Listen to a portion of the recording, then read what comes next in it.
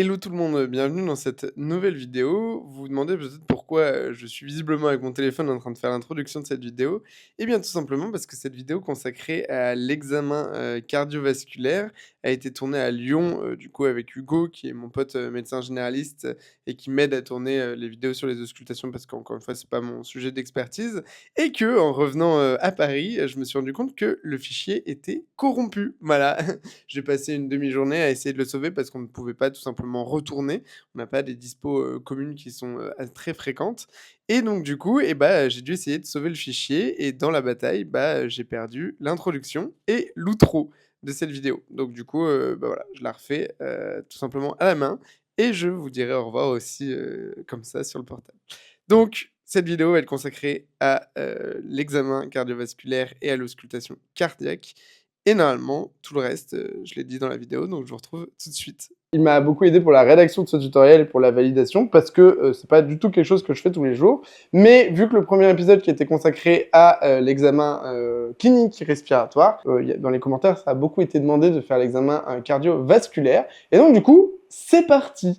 Vous allez voir que les deux vidéos, elles vont être vraiment liées l'une par rapport à l'autre. Il n'y en a pas une qui va sans l'autre. C'est comme la jante et le pneu, comme le cadre duodréno-pancréatique finalement. C'était inattendu celle-là. Et petit disclaimer, comme pour l'épisode sur l'examen clinique respiratoire, on ne parlera que de l'examen proprement parlé. On ne fera pas tout ce qui est anamnèse, interrogatoire du patient. Ça, je pense que je ferai une série de vidéos qui sera entièrement consacrée. Comme ça, on peut vraiment avoir un épisode qui ne dure pas 40 minutes sur l'examen cardiovasculaire, avec en plus l'anamnèse. Vous allez voir que ça va déjà être assez long. Ce tutoriel va être découpé en 5 parties que vous allez retrouver en timecode sous la vidéo aussi. On va d'abord parler de l'examen général du patient. Ensuite, on parlera de l'examen cardiaque et thoracique, dans lequel on retrouvera aussi l'auscultation pulmonaire. On parlera ensuite de l'examen vasculaire et pour terminer, on parlera de la pression artérielle. Mais vous allez voir que ça, ce sera très rapide parce que j'ai déjà fait pas mal de vidéos sur le sujet. Et vu que ce tuto est tourné après celui de l'examen respiratoire, vous allez voir que je vais vous renvoyer souvent vers celui-là plutôt que de dédoubler les informations que j'avais déjà données dans ce tutoriel. Tu es prêt ? Je suis prêt, allons-y. Okay. On commence donc par l'examen général du patient, c'est-à-dire au niveau macro, on va vraiment le regarder dans son ensemble, et on peut déjà dire que nous sommes face à un patient qui est giga beau gosse. Un patient qui se porte bien. Ça fait combien de temps qu'on tourne? C'est déjà cringe à mort. Ah putain.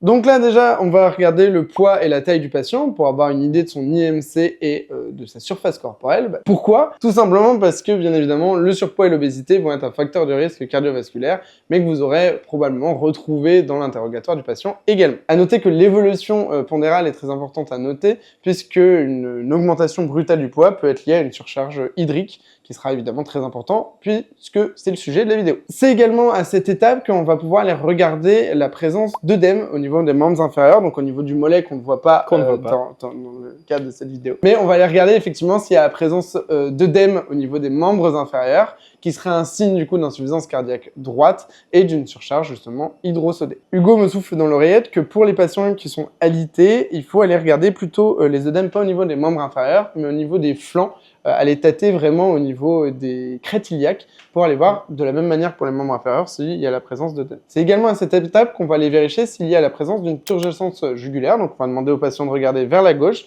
et on va aller regarder si jamais la jugulaire est visible à l'œil nu, si elle est gonflée, si elle est battante. Et c'est également à cette étape-là où on va pouvoir aller tester la présence d'un reflux hépato-jugulaire justement. En gros, petite démonstration, hein, ça donne effectivement, on tourne le patient comme ça, on va vraiment appuyer au niveau de son foie pendant 30 secondes, hypocondre droit, et on va voir justement l'apparition d'une turgescence jugulaire. Voilà, au moins, hein. Putain, je me fais les voisins de se dire... Ah oui, c'est à quel moment qu'ils se sautent dessus les deux là.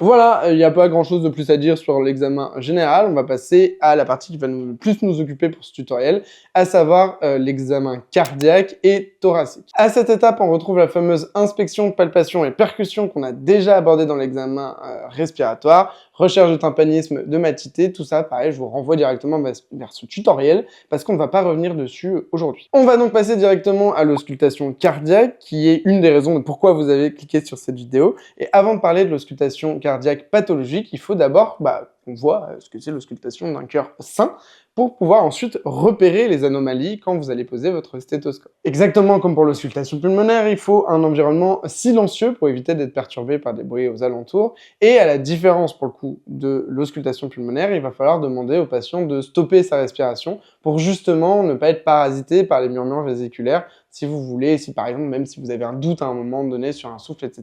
Donc c'est bien de demander au patient de couper de temps en temps sa respiration. Il faut bien penser aussi au patient de lui dire de re-respirer, hein. Sinon, j'ai pas dit.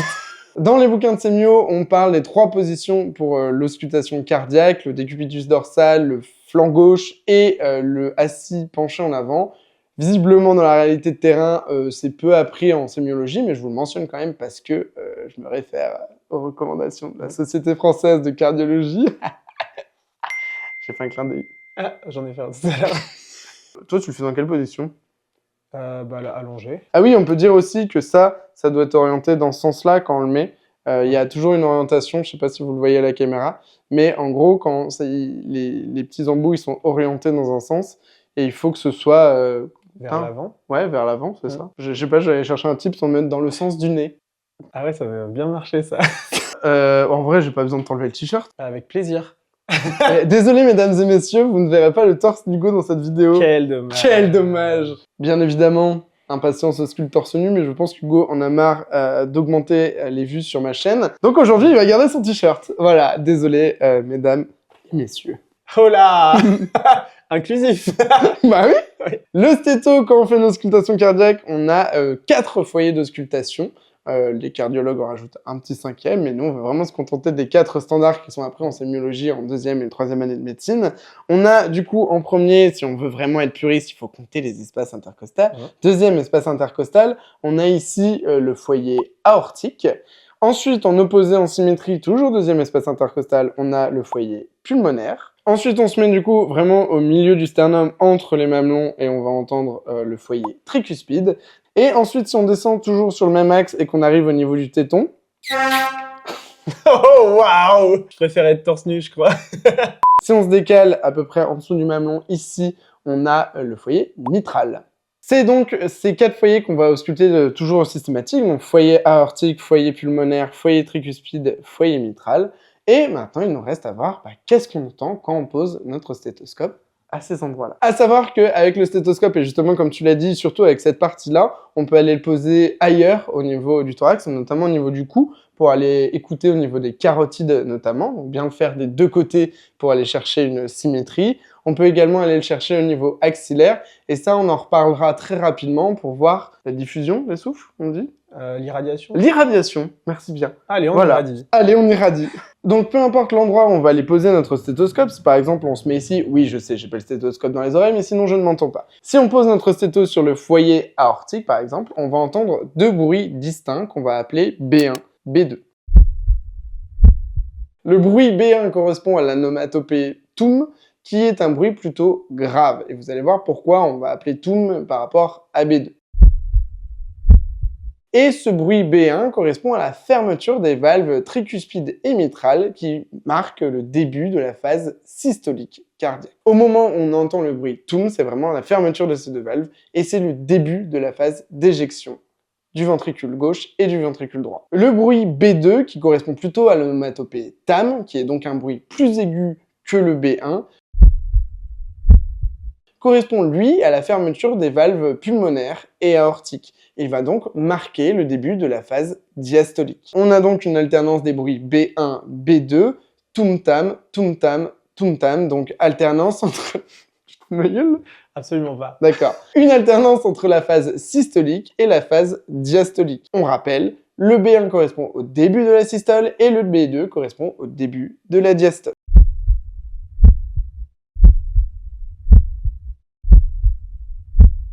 L'intervalle B1-B2, qui correspond au petit silence, correspond donc à la phase complète de la systole, et l'intervalle B2-B1, qu'on appelle plutôt grand silence, correspond à la phase de la diastole. Donc oui, la diastole dure plus longtemps que la systole. Les ventricules mettent plus de temps à se remplir qu'à se vider. À noter que le B2 peut se dédoubler de manière physiologique chez le sujet jeune, et c'est le seul cas où ce sera physiologique et ce sera lié à sa respiration. Sinon, un dédoublement de B2 pourra signer une asynchronie entre les deux ventricules. Et oui, si on a deux bruits qui correspondent aux fermetures des valves aortiques et pulmonaires, ça veut dire que les valves aortiques et pulmonaires ne se ferment pas en même temps. Et ça, chers amis, c'est pathologique. Maintenant qu'on a vu l'auscultation d'un cœur sain avec le B1 et B2, il va falloir maintenant qu'on aborde l'auscultation du cœur pathologique, parce que c'est quand même le but d'entendre des cœurs pathologiques avec un stéthoscope. Déjà, on peut avoir un assourdissement des bruits B1 et B2, donc B1 et B2 sont toujours présents de façon régulière, mais ils sont assourdis en cas de présence d'air ou de liquide dans l'intervalle, dans la cage thoracique, tout simplement. Et ça rejoint la matité et le tympanisme qu'on a vu dans l'examen respiratoire. Le bruit B1 peut être plus assourdi que B2 en cas d'insuffisance mitrale ou tricuspide, et B2 peut être plus assourdi que B1 en cas de rétrécissement aortique, par exemple. Ça, pareil, il faudra le noter dans votre auscultation cardiaque. À l'inverse d'un assourdissement des bruits B1 et B2, on peut avoir ce qu'on appelle un éclat de B1 ou B2, c'est-à-dire un B1 ou B2 qui se démarque vraiment par rapport à l'autre et qui va donner l'impression d'éclater dans l'oreille, de donner des petites papilles, je sais pas où je vais.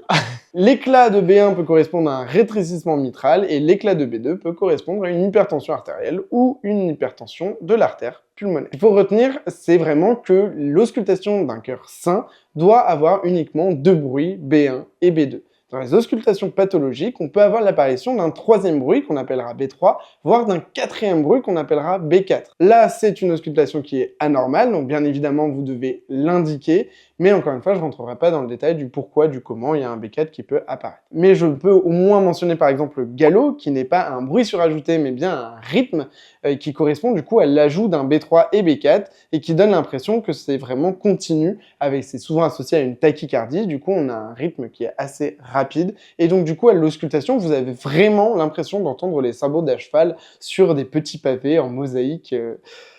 Là aussi, je sais pas où je vais. Hey bro.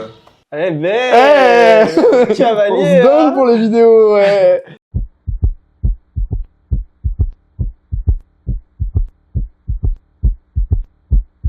Là aussi, du coup, pourquoi tu t'es foutu de ma gueule en me disant tum-tam, tum-tam, tum-tam, mais c'est important de retenir que c'est vraiment les bruits qu'on doit entendre. C'est des bruits qui sont plutôt feutrés, et on ne doit pas entendre de bruits qui claquent un peu beaucoup plus fort, comme par exemple des cliquetis. Mais voilà, je ferai une vidéo peut-être pour rentrer dans les détails, parce que tout ce que je ne comprends pas m'intéresse beaucoup, et je pense que ça pourra en intéresser certains d'entre vous, donc je le ferai, mais pas dans cette vidéo. Maintenant qu'on a laissé de côté un petit peu les bruits surajoutés, on va parler des souffles, qui là, pour le coup, c'est quelque chose qu'on peut vraiment rencontrer dans n'importe quelle auscultation, et à tout patient qui est ausculté, on doit pouvoir rechercher et noter s'il a un souffle, pour aussi pouvoir noter son évolution au cours du temps. Parce qu'un souffle d'une intensité faible, il y aura très souvent absolument rien à faire, mais si jamais on voit qu'il y a un souffle qui évolue, là encore une fois c'est une indication qu'il y a une évolution au niveau cardiaque. Donc c'est vraiment hyper important de pouvoir le caractériser, déjà le détecter, ensuite le caractériser et pouvoir donner son intensité aussi. Avant d'aller parler vraiment de la technique et des différents souffles qui existent, où là je vais essayer de vous mettre le plus de bruit possible pour que vous vous rendiez compte de à quoi correspond un souffle, il faut déjà parler un petit peu sémantique, parce qu'il y a des petits termes pour qualifier, vous allez voir que c'est assez codifié, pour qualifier un souffle, il y a déjà des petits préfixes qu'il faut connaître dès le début. Déjà un souffle, on dira toujours qu'il est systolique ou diastolique en fonction de quand on l'entend, si c'est au niveau de B1 ou de B2. Mais avant de dire s'il est systolique ou diastolique, on va dire qu'il est par exemple proto-systolique ou diastolique. Proto, ça veut dire qu'il survient au début de la diastole ou de la systole. Donc par exemple, juste après B1, si c'est un proto-diastolique. Ensuite, on peut avoir un souffle mésodiastolique ou systolique. Méso, ça veut dire au milieu, donc au milieu de l'intervalle B1, B2, ou au milieu de l'intervalle B2, B1. Et ensuite, on a télé-systolique ou télédiastolique, qui correspond à la fin de la systole ou à la fin de la diastole. Et enfin, on a holo, c'est-à-dire un souffle qui est audible de A à Z de la systole. Et attention, parce que sinon c'était trop simple, on peut aussi cumuler les suffixes. Et oui, on peut avoir un souffle qui est proto- et mésosystolique, par exemple. C'est-à-dire un souffle qu'on va entendre au début, au milieu, mais pas à la fin de la systole. Ensuite, un souffle va être caractérisé par son siège, tout simplement. Où est-ce qu'on va entendre le souffle? Est-ce qu'on va l'entendre au niveau aortique? Est-ce qu'on va l'entendre au niveau pulmonaire? Est-ce qu'on va l'entendre au niveau de la tricuspide? Ou est-ce qu'on va l'entendre au niveau mitral? Imaginons par exemple qu'on a le stéthoscope au niveau mitral et qu'on entend un souffle. On a donc un souffle mitral. On va ensuite le caractériser. Est-ce qu'il arrive au moment de la systole, donc encore une fois entre B1 et B2, ou au moment de la diastole, entre B2 et B1. Et ensuite, à quel moment on l'entend de la diastole et de la systole. Si on l'entend au début et au milieu, c'est donc un souffle méso-proto-systolique mitral. On pourra par exemple, pour les souffles aortiques, aller voir s'il y a une irradiation au niveau des carotides, donc tout simplement en posant aussi le stéto, alors de l'autre côté plutôt,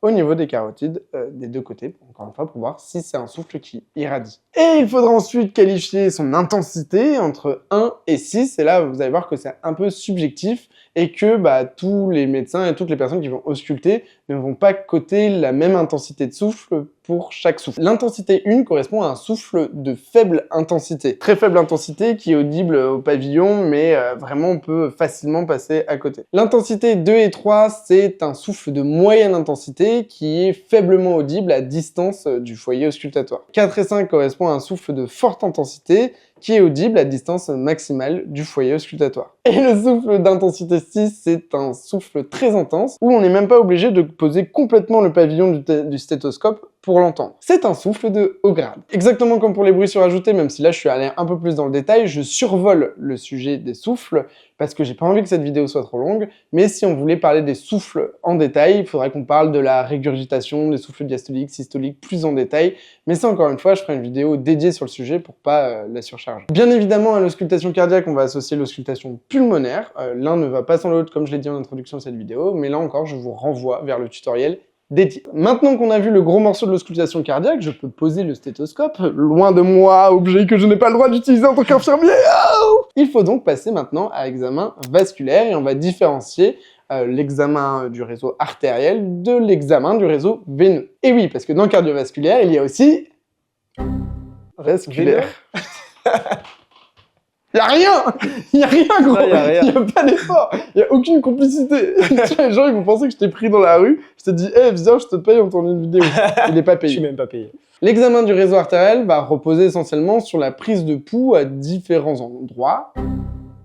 L'examen du réseau artériel va surtout reposer sur la prise de pouls à différents endroits du réseau artériel. Et on va toujours vérifier des deux côtés du corps. C'est-à-dire, par exemple, si on va prendre le pouls radial, on va vérifier que le pouls est bien symétrique. Et ça, on va le faire de tous les côtés. Donc, on va le prendre au niveau radial, au niveau carotidien, au niveau fémoral. On va pas le montrer. Oh bon, au niveau poplité et au niveau Yes, ça. pédieux ici.